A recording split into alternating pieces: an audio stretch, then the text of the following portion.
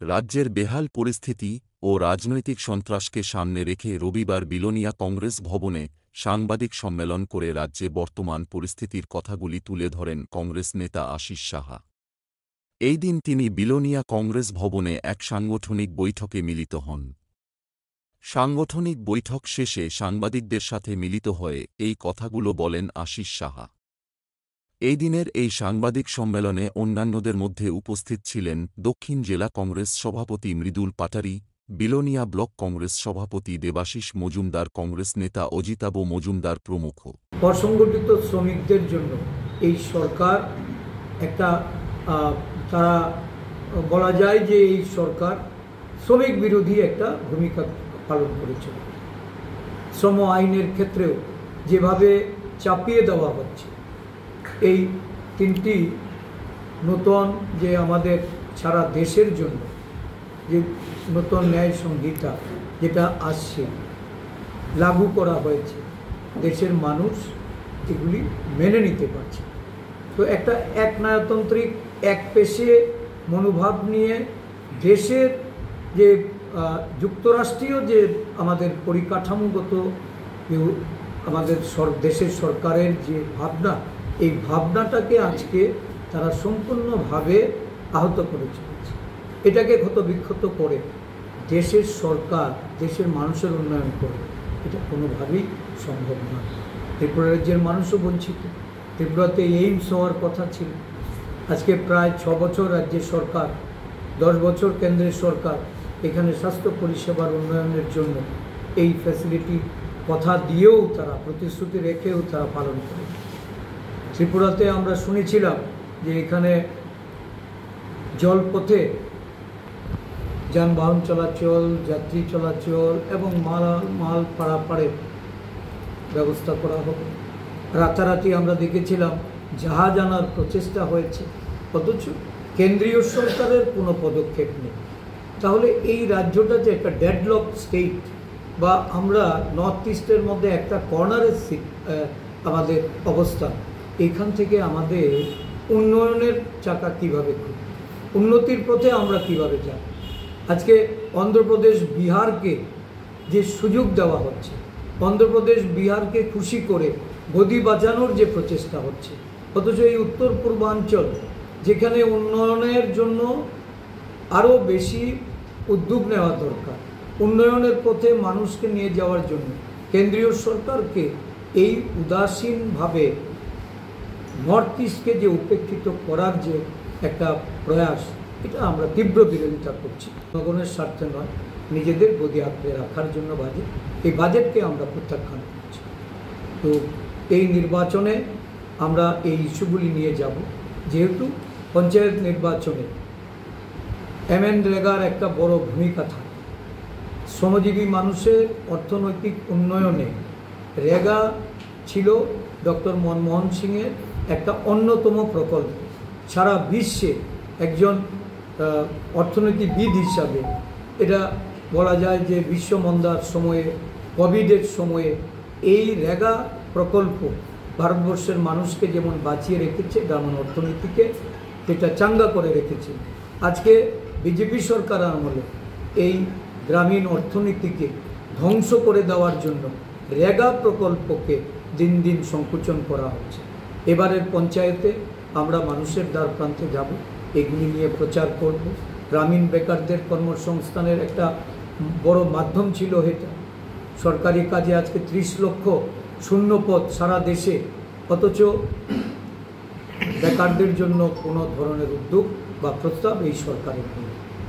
কংগ্রেসের কিছু 5 নের যে গ্যারান্টিগুলি আমরা রেখেছিলাম, সেগুলি থেকে কিছু কিছু বিষয় তুলে নিয়ে তারা নিজেদের দেশের মানুষের কাছে তারা এটা প্রমাণ করেছে যে কংগ্রেসই একমাত্র দল যারা গরিব অংশের মানুষের জন্য, শ্রমিকদের জন্য, মেহনতিদের জন্য, যুব সম্প্রদায়ের জন্য, বেকারদের জন্য, বিশেষ করে মূল্যবৃদ্ধি এবং বেরোজগারি নিয়ে কংগ্রেসের যে বক্তব্য, এটা দেশবাসীর কাছে আজকে মানুষ বুঝতে পারছে যে কংগ্রেসকে ক্ষমতায় ফেরাতে হবে, কংগ্রেসকে শক্তিশালী করতে হবে। আমাদের রাজ্যে জাতীয় কংগ্রেসকে আমরা এই রাজ্যে প্রতিষ্ঠা করার জন্য গ্রামীণ স্তরে লোকাল বডিতে আমাদের যতগুলি আমরা নির্বাচনী ক্ষেত্রে লড়াই করছি, এই লড়াইয়ে সাধারণ মানুষকে আহ্বান রাখবে তারা যেন ভোট প্রদান করেন, আমাদের প্রার্থীদের আশীর্বাদ করেন, তাদেরকে জয়ী করে শাসক দলের এই যে দ্বিমুখী নীতি, তাদের যে প্রশাসনিক ব্যর্থতা, উন্নয়নের পথে তাদের যে বক্তব্য যে সবকা সাথ সবকা বিকাশ, আজকে বিভেদ বিচ্ছেদ সাম্প্রদায়িক উস্কানি দিয়ে যারা রাজ্যটাকে নানাভাবে ক্ষতিগ্রস্ত করেছে তাদের বিরুদ্ধে ভোট প্রদান করেছে। সমস্ত ব্লকে যে প্রশাসনিক যে ব্লকগুলিতে আমাদের প্রতিদ্বন্দ্বিতা হচ্ছে, আমরা প্রার্থীদের এখানে আহ্বান করেছি, আমরা তাদেরকে নিয়ে আলোচনা করে নির্বাচনী প্রচারে তেজি ভাব নিয়ে আসার জন্য আমাদের দলের পক্ষ থেকে উদ্যোগ গ্রহণ করা হবে। ইতিমধ্যে আমরা দেখছি যে সারা দেশ জুড়ে সাধারণ গরিব অংশের মানুষ থেকে শুরু করে বেকার, কৃষক, শ্রমিক, মেহনতি সমস্ত অংশের মানুষ যাদেরকে ডিপ্রাইভ করে একটা জনবিরোধী বাজেট, মূলত সরকার বাঁচানোর জন্য গদি বাঁচাও বাজেট, যেটা সারা দেশ জুড়ে এখন মানুষের প্রতিবাদে মানুষ সোচ্চার হচ্ছে। এই বাজেট নিয়ে আমাদের রাজ্যেও আমরা দেখেছি, এই রাজ্য বিশেষ করে 28টি রাজ্য এবং 8টি কেন্দ্রশাসিত অঞ্চল, এর মধ্যে শুধুমাত্র 2টি রাজ্যকে প্রায়োরিটিতে রেখে একটা বাজেট হয়েছে, যে বাজেটটা বলা যায় যে মোদী সরকার ক্ষমতায় টিকে থাকার জন্য এই বাজেট করেছে। এই রাজ্যেও কৃষক আছেন, শ্রমিক আছেন, বেকার যুবকরা আছেন, তাদের কর্মসংস্থানের কোনো রকম প্রস্তাব নেই। কৃষকদের এই যে এমএসপি নিয়ে তাদের যে লিগ্যাল গ্যারান্টি, এর উল্লেখ নেই। কৃষকদের ঋণ মুকুব করার জন্য এই যে বারংবার কৃষকরা আন্দোলন করছেন, রাস্তায় বসে আছেন, 750 জনের মতো কৃষক শহীদ হয়েছেন এই আন্দোলনে। দেশের সরকার কৃষকদের প্রতি তাদের কোনো রকম দায়িত্ব কর্তব্য বা তাদের কোনো প্রস্তাবের মধ্য দিয়ে সেটা প্রকাশ পায় না। সারা দেশ জুড়ে গরিব অংশের মানুষ তাদের যে রেগার মাধ্যমে যে কর্মসংস্থানের ব্যবস্থা হতো, দিন দিন রেগার বাজেট এটা কমিয়ে দিয়ে রেগার বাজেট কমানোর পরিস্থিতিতে দৈনন্দিন কাজের যে 100 দিনের সময়সীমা সেটাকে স্ফীত করে রাজ্যের সব কয়টি জেলা এবং ব্লক পঞ্চায়েত নির্বাচন, যেখানে আমাদের প্রার্থীরা প্রতিদ্বন্দ্বিতায় আছেন, প্রার্থীদের নিয়ে বিভিন্ন ব্লকে এবং জেলা পরিষদের যারা প্রতিদ্বন্দ্বিতায় আছেন তাদেরকে নিয়ে আমরা আলোচনা করে আমাদের নির্বাচনী প্রচারের প্রক্রিয়া কী হবে এবং কীভাবে আমরা জনগণের কাছে ভোট প্রার্থনা করব, এই সম্পর্কিত বিষয়ে রাজ্যের বিভিন্ন প্রান্তে যাচ্ছি। গত কয়েকদিন আমরা উত্তর জেলা, ঊনকোটি জেলা এবং আমাদের ধলাই জেলার নেতৃবৃন্দের সঙ্গে আমরা বসেছি। সোনামুড়া জেলারও আমরা মিটিং করেছি। আজকে দক্ষিণ জেলা এবং গোমতী জেলার আমাদের নেতৃবৃন্দদের তাদের সাথে নিয়ে যারা প্রতিদ্বন্দ্বিতায় আছেন প্রার্থীদের, তাদেরকেও আহ্বান করা হয়েছে।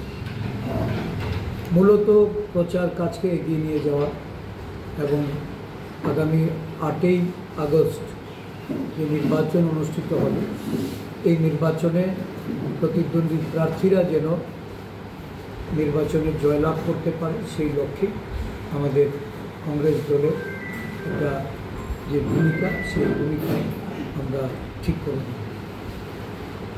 রাজ্য জুড়ে একদিক থেকে যেমন গণসন্ত্রাস, শাসক দল বিভিন্ন ব্লকে যারা মনোনয়ন জমা দিতে প্রস্তুত হয়েছিলেন, বিশেষ করে জাতীয় কংগ্রেস দলের পক্ষ থেকে আমরা দেখেছি শাসক দল ব্লকের গেটে বা ব্লকের ভেতরে সমবেত হয়ে সেখানে বাধা দান করেছে। সন্ত্রাসের মধ্য দিয়ে আমাদের মনোনয়ন জমা দেওয়ার কাজে তারা প্রতিবন্ধকতা তৈরি করেছে। ভয় ভীতি প্রদর্শন করে প্রস্তাবক প্রার্থীদের সেখান থেকে তাড়িয়ে দেওয়া হয়েছে।